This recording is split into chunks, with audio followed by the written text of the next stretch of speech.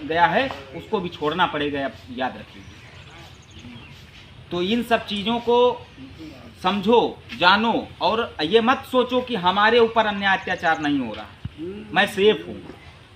इस बहुजन समाज, ये जो 85% अपना बहुजन समाज है, उसकी हर एक बहन, हर एक भाई, हर एक बच्चा, हर एक बुजुर्ग हमारे परिवार का है, हमारे घर का है। चाहे वो मुस्लिम हो, आदिवासी हो, एसटी हो, एससी हो, ओबीसी हो, वो तमाम लोग हमारे लोग हैं, हमारे घर के लोग। ये चीज़ जब ये विचारधारा आपके अंदर आएगी तो आप हमेशा यही आप दूसरों को भी जागरूक करोगे कि भाई राजस्थान में घटना हुई तो भाई चलो कुछ ना करें तो चलो एक डीएम को ज्ञापन दे दें, हमारे माध्यम से एक डीएम के यहाँ ज्ञापन चला जाएगा, या माननीय मुख्यमंत्री जी को डीएम के माध्यम से मुख्यमंत्री जी को ज्ञापन दे दें, या हम थोड़ा सा कैंडल मार्च कर लें। कुछ ना कुछ तो भागीदारी होना जरूरी है कि नहीं? किसी भी स्तर पे कुछ ना कुछ भागीदारी होना जरूरी। नींद कैसे आ जाती है लोगों को? बैठाए हैं, धीरज को बैठा लिए। अब ये जब धीरज को बैठा लिया गया, कौन गया इनकी लड़ाई लड़ने वहाँ? ये तो गए दूसरे की लड़ाई लड़ने की, हम जाएंगे छुड़ा के ले आएंगे। और अगर इनके साथ 100-200 लोग अगर इनके साथ के एसआई को, वहाँ के सिपाही को, जो जिम्मेदार अधिकारी होता है थानों पे, और चाहे वो सीओ हो, जब हम लोग अपनी घटना, अपनी जो है अपने ऊपर आप बीती वहाँ पे बताने जाते हैं, तो अब ये बताइए कि वहाँ पे क्या होता है? वहाँ पे यही होता है कि जो पीड़ित होता है उसी को बैठा लिया जाता है, नहीं होता? क्यों? जो पीड़ित होता है, जिसको मारा जाता है, जिसके भाइयों को पीटा जाता है, जिसके बच्चे को मार दिया जाता है, मटकी छू लेने पे मार दिया जाता है, घोड़ी पे जो चढ़ने पे मार दिया जाता है, बुलेट पे चढ़ने पे मार दिया जाता है, मूंछ रखने पे मार दिया जाता है, तमाम तरीके की अनटचेबिलिटी जो हमारे साथ होती। और इस देश में डॉक्टर बाबा साहब भीमराव अंबेडकर के संविधान होने के बाद भी आज जो है, जो अनटचेबिलिटी हमारे साथ हो रही है, हमारे साथ अन्याय, अत्याचार, भेदभाव हो रहा है, उसको ख़त्म करने के लिए हम लोग प्रयासरत रहते हैं। घूम घूम के पूरे भारत के तमाम राज्यों में, उत्तर प्रदेश के लोग, आप बताओ संख्या है ना बहुत, लेकिन जब वो पीटे जाते हैं, कड़वा बोलूँगा, सत्य बोलूँगा, क्योंकि नेता नहीं हूँ, आपसे वोट नहीं लेना हमको, आपसे वोट लेने मांगने कभी नहीं आऊँगा कि दादा हमको वोट दे दीजिए, हमको विधायक सांसद बना दीजिए या जिला पंचायत बना दीजिए। हमको पीड़ा है समाज की, इसलिए सत्य बोलूँगा। जब वो पीटे जाएंगे तब वो याद करेंगे कहाँ है भैया बहुजन आर्मी के पदाधिकारी, ज़रा बताओ, वहाँ थाने में सुनवाई नहीं हो रही है। और जब उनका काम हो जाएगा तो कोई पूछने ही नहीं आएगा कि धीरज भाई कैसा है, कहाँ कार्यक्रम है, क्या है, कोई नहीं पूछने आएगा। तो सबसे पहले इस हरामखोरी को दूर करना है। और जब तक ये हरामखोरी हम लोगों के अंदर रहेगी, हमारे जैसे तमाम, देखिए मैं मुझे लगता है कि अभी 22-34 साल का हूँ, और कमाऊँ तो ठीक ठाक पैसा भी कमाऊँगा, एजुकेशन है, ठीक ठाक पैसा कमाऊँगा, लेकिन समाज के लिए अपना जीवन मैंने निछावर किया है। इसलिए किया है कि जैसे डॉक्टर बाबा साहब अम्बेडकर ने किया था अपने 4 वंचित है, किसकी थाने में सुनवाई नहीं हो रही है, किसका जो है तहसील में किसकी सुनवाई नहीं हो रही, किसकी कोर्ट में जो है सुनवाई नहीं हो रही, ये सब चीज़ों को पता लगा जाता है, क्योंकि हम लोग ज़मीनी स्तर के लोग हैं, हम लोग नेता नहीं। हमारे साथ जो भी साथी यहाँ पे आए हैं, मैं उनका भी परिचय आपसे करा दूँ। मोती पाल हैं, ये भी संगठन के पदाधिकारी हैं। शिवाजी रावत हैं, हमारे बड़े भाई देशराज रावत जी हैं, ये प्रदेश महासचिव हैं, और तमाम अन्य साथी जो हैं, ये भाई आए हैं हमारे। तो इन लोगों का मेन जो उद्देश्य है कि ये जो घटनाएं हैं ये कैसे रुकें, और समाज साथ देना नहीं चाहता। भाई समाज, देखो यहाँ पे अगर मैं कुछ सीधा बोलूँगा, क्योंकि नेता नहीं हूँ, आप लोगों की पीड़ा समझता हूँ। मैं नेता होता तो यहाँ पे अभी फूल माला चढ़ा के, जैसा कि मैंने अभी वहाँ भी बताया कि मैं नेता होता तो अभी 4 गाड़ियों से आता। एक मिडिल क्लास फैमिली का हूँ, किसान का बेटा हूँ, और बहुजन समाज की सुरक्षा। सभी साथियों का दिल की गहराइयों से धन्यवाद। और जो भी साथी यहाँ पे आए हैं, संख्या तो कम है, लेकिन इस संख्या को देख के मुझे ये भी लगता है कि मान्यवर साहब कांसीराम जी की भी बात याद आती है कि मैं अकेला ही चला था, ऐ जानिबे मंजिल लोग जोते गए, कारवां बनता गया। तो मुझे लगता है कि आज 20 की संख्या में है, फिर 200 होंगे, फिर 2000 होंगे, फिर 2 लाख हो सकते हैं। लेकिन आप लोग थोड़ा आगे आ जाओ तो सुनाई देगा। आ जाओ। कोई दिक्कत हो तो बैठो। देखो, ये जो संगठन है, जैसा कि अभी छोटे भाई धीरज ने बताया है कि नॉन पॉलिटिकल ऑर्गेनाइजेशन है बहुजन आर्मी। ये उत्तर प्रदेश ही नहीं, भारत के 11 राज्यों में काम करता है। भारत के तो हो गया। तो डॉक्टर बाबा साहब ने कहा था कि मैं एक बच्चे के लिए अपने करोड़ों बच्चों की हक और अधिकार को छीनने नहीं दूंगा। तो डॉक्टर बाबा साहब अम्बेडकर ने किया। उसके बाद तमाम अन्य महापुरुष आए जिन्होंने डॉक्टर बाबा साहब अम्बेडकर के कारवां को आगे बढ़ाया और सफल भी हुए। लेकिन आज हम लोगों के पास साधन संसाधन, 2 पहिया 4 पहिया, मोटरसाइकिल, कार, सब कुछ है। लेकिन ये हरामखोरी कहाँ छुपी है कि हम लोग उनके कारवां को 1% आगे नहीं ले जा पा रहे हैं, 1% आगे नहीं बढ़ा पा रहे हैं। आज आप लोग देखते होंगे कि तमाम टीवी, सबके घरों में टीवी होगा, अखबार सभी लोग लमसम पढ़ते होंगे, तमाम घटनाएं होती हैं, हम लोग पन्ना पलट के छोड़ देते हैं। इंद्र मेघवाल की घटना हुई राजस्थान में, हम लोगों ने क्या किया बताओ? क्या किया? हाथ उठाओ जो किया हो, जो प्रोटेस्ट, जो आंदोलन किया हो या ज्ञापन तक दिया हो। कितने लोगों ने ज्ञापन दिया? हाथ उठाओ। कोई दिया? इंद्र मेघवाल की हत्या हुई, कौन दिया ज्ञापन?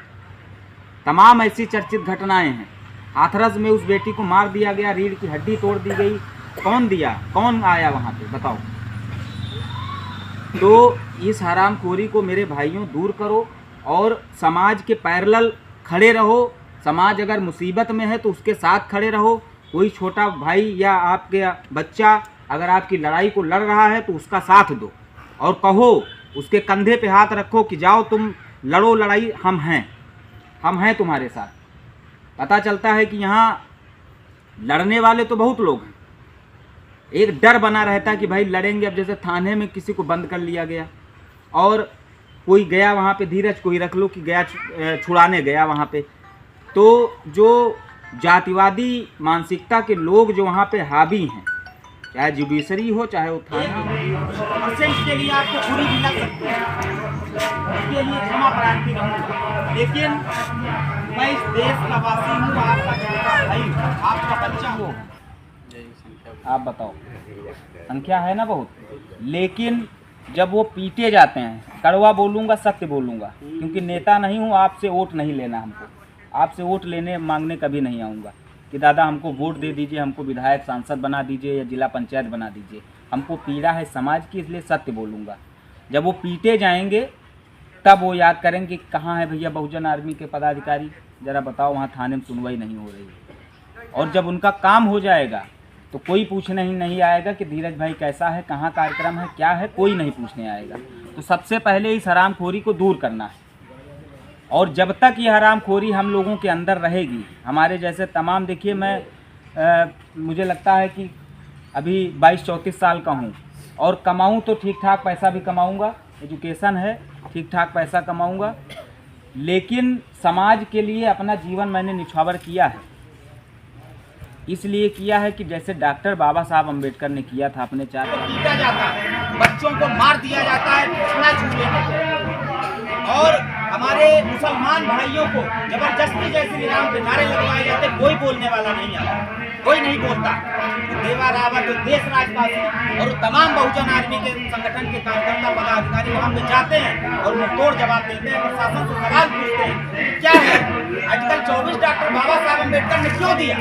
जब आप जबरदस्ती मुझसे जय श्री राम का नारा लगवाओगे तो आर्टिकल 24 तुमको बताना पड़ेगा कि मुझे आज़ादी है, मुझे पूर्ण रूप से आज़ादी है कि आर्टिकल 24 मुझे अधिकार देता है कि मैं हिंदू होने के बाद भी मंदिर नहीं जा सकता, कोई जबरदस्ती नहीं कर सकता कि मंदिर जाके मैं पूजा करूं, कोई जबरदस्ती नहीं कर सकता कि मैं मस्जिद जाऊँ, कोई जबरदस्ती नहीं कर सकता कि मैं चर्च जाऊँ या गुरुद्वारे जाऊँ। ये मेरा अपना आज़ादी है।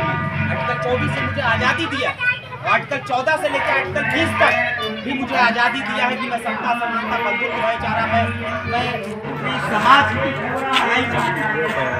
मैं जानता हूँ क्योंकि मैं उस गरीब परिवार से हूँ, मिडिल क्लास फैमिली से हूँ, करना और इस मिडिल क्लास फैमिली से होने के बाद भी मैंने ये बीड़ा उठाया है कि हमारे समाज की मुस्लिम महिला हो, मुस्लिम युवा हो, SC हो, ST हो, OBC हो, माइनॉरिटी हो, कोई भी, मेरा ये मानना है कि मैं हर उस व्यक्ति तक न्याय पहुंचाऊंगा उसके साथ कभी गलत नहीं होगा।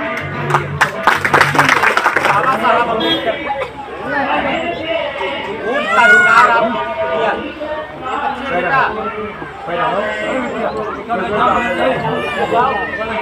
डॉक्टर बाबा साहब जो अधिकार दिया वो सबको अधिकार दिया।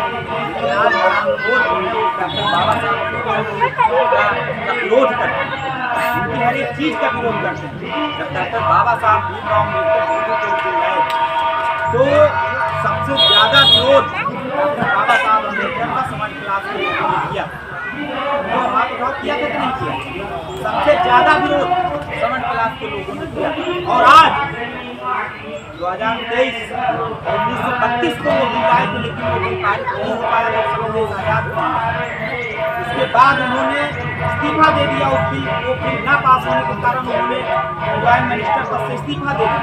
मुझे कोई अधिकार नहीं है अगर मैं अपने समाज की माताओं को लड़ाई को और 1 करोड़पति के घर का बेटा भी जा सकता है। ये डॉक्टर बाबा साहब भीमराव अम्बेडकर ने संविधान किया है, जिसको 2 साल बाबा साहब भीमराव अम्बेडकर ने लिखने का काम किया। क्या आज संविधान को हम लोग बचा पा रहे हैं? बड़ी बड़ी बातें करती हैं पार्टियां, बहुत बड़ी बड़ी बातें करेंगी, आप लोगों को खींच आएंगी, आपकी दुखती नब्ज पे हाथ रखेंगी, आपसे कहेंगी कि आपकी कॉलोनी को बनवाया जाएगा, आपसे कहेंगी कि आपके रास्ते को बनवाया जाएगा, आपसे कहेंगे कि आपको कपड़ा बांटेंगे, आपको फॉल बांटेंगे। लेकिन क्या भारतीय संविधान को सुरक्षित रखने की कोई बात करता है? नहीं करता है, इसलिए नहीं करता है। और ना ही ये कोई कहता है कि डॉक्टर बाबा साहब भीमराव अम्बेडकर जी का बनाया हुआ भारतीय संविधान पढ़ो और अपने बच्चों को पढ़ाओ। इसलिए नहीं कहता है कि अगर डाटा दिया तो ये कहेंगे तो नहीं बनेंगे, DM बनेंगे, SDM बनेंगे, हम SO बनेंगे, हम CO बनेंगे, हम देखभाल बनेंगे, हम मंदिर नहीं जाएंगे। इसलिए आपको मेरा मानना है कि मंचों पे बड़े बड़े भाषण देना अलग बात है। महिलाओं को, हमारे समाज की अनपढ़ महिलाओं को, अनपढ़ भाइयों को, गरीब तबके के भाइयों को, गरीब तबके की महिलाओं को बड़ी बड़ी गाड़ियों से आके उनके साथ ठगी होती है। दसियों गाड़ियों से लोग आते हैं, वाइट कपड़ा पहने होते हैं, 20,000 का जूता पहने होते हैं, 60,000 का मोबाइल लिए होते हैं, दसियों गाड़ी से आते हैं। जब आपका भला करेंगे, आप बताओ करेंगे कि नहीं करेंगे? जब आप पीड़ित होते हैं कौन आता है आपसे? जब आपकी जमीनों पे कब्जा होता है कौन आता है बोलने? बताओ कौन लड़ने आता है? कौन नेता है लड़ने? जब आपसे मुसलमान भाइयों से जबरदस्ती जय श्री राम हो गया। तो डॉक्टर बाबा साहब ने कहा था कि मैं एक बच्चे के लिए अपने करोड़ों बच्चों की हक और अधिकार को छीनने नहीं दूंगा। तो डॉक्टर बाबा साहब अम्बेडकर ने किया, उसके बाद तमाम अन्य महापुरुष आए जिन्होंने डॉक्टर बाबा साहब अम्बेडकर के कारवां को आगे बढ़ाया और सफल भी हुए। लेकिन आज हम लोगों के पास साधन संसाधन 2 पहिया 4 पहिया मोटरसाइकिल कार सब कुछ है, लेकिन ये हरामखोरी कहाँ छुपी है कि हम लोग उनके कारवां को 1% आगे नहीं ले जा पा रहे हैं, 1% आगे नहीं बढ़ा पा रहे हैं। आज आप लोग देखते होंगे कि तमाम टीवी, सबके घरों में टीवी होगा, अखबार सभी लोग लमसम पढ़ते होंगे, तमाम घटनाएं होती हैं, हम लोग पन्ना पलट के छोड़ देते हैं। इंद्र मेघवाल की घटना हुई राजस्थान में, हम लोगों ने क्या किया बताओ? क्या किया? हाथ उठाओ जो किया हो, जो प्रोटेस्ट, जो आंदोलन किया हो या ज्ञापन तक दिया हो। कितने लोगों ने ज्ञापन दिया? हाथ उठाओ। कोई दिया? इंद्र मेघवाल की हत्या हुई, कौन दिया ज्ञापन? तमाम ऐसी चर्चित घटनाएं हैं। हाथरस में उस बेटी को मार दिया गया, रीढ़ की हड्डी तोड़ दी गई, कौन दिया? कौन आया वहां पे? बताओ। तो इस हरामखोरी को मेरे भाइयों दूर करो और समाज के पैरेलल खड़े रहो। समाज अगर मुसीबत में है तो उसके साथ खड़े रहो। कोई छोटा भाई या आपके बच्चा अगर आपकी लड़ाई को लड़ रहा है तो उसका साथ दो और कहो, उसके कंधे पे हाथ रखो कि जाओ तुम लड़ो लड़ाई, हम हैं तुम्हारे साथ। पता चलता है कि यहाँ लड़ने वाले तो बहुत लोग हैं, एक डर बना रहता है कि भाई लड़ेंगे। अब जैसे थाने में किसी को बंद कर लिया गया और कोई गया वहाँ पे, धीरज कोई रख लो कि गया छुड़ाने गया वहाँ पे, तो जो जातिवादी मानसिकता के लोग जो वहाँ पे हावी हैं, चाहे जुडिशरी हो चाहे वो थाना हो गया है, उसको भी छोड़ना पड़ेगा, आप याद रखिए। तो इन सब चीज़ों को समझो, जानो, और ये मत सोचो कि हमारे ऊपर अन्याय अत्याचार नहीं हो रहा, मैं सेफ हूँ। इस बहुजन समाज, ये जो 85% अपना बहुजन समाज है, उसकी हर एक बहन, हर एक भाई, हर एक बच्चा, हर एक बुजुर्ग हमारे परिवार का है, हमारे घर का है। चाहे वो मुस्लिम हो, आदिवासी हो, एसटी हो, एससी हो, ओबीसी हो, वो तमाम लोग हमारे लोग हैं, हमारे घर के लोग। ये चीज़, जब ये विचारधारा आपके अंदर आएगी तो आप हमेशा यही, आप दूसरों को भी जागरूक करोगे कि भाई राजस्थान में घटना हुई तो भाई चलो कुछ ना करें तो चलो एक डीएम को ज्ञापन दे दें, हमारे माध्यम से एक डीएम के यहाँ ज्ञापन चला जाएगा, या माननीय मुख्यमंत्री जी को, डीएम के माध्यम से मुख्यमंत्री जी को ज्ञापन दे दें, या हम थोड़ा सा कैंडल मार्च कर लें। कुछ ना कुछ तो भागीदारी होना जरूरी है कि नहीं? किसी भी स्तर पे कुछ ना कुछ भागीदारी होना जरूरी। नींद कैसे आ जाती है लोगों को, यही नहीं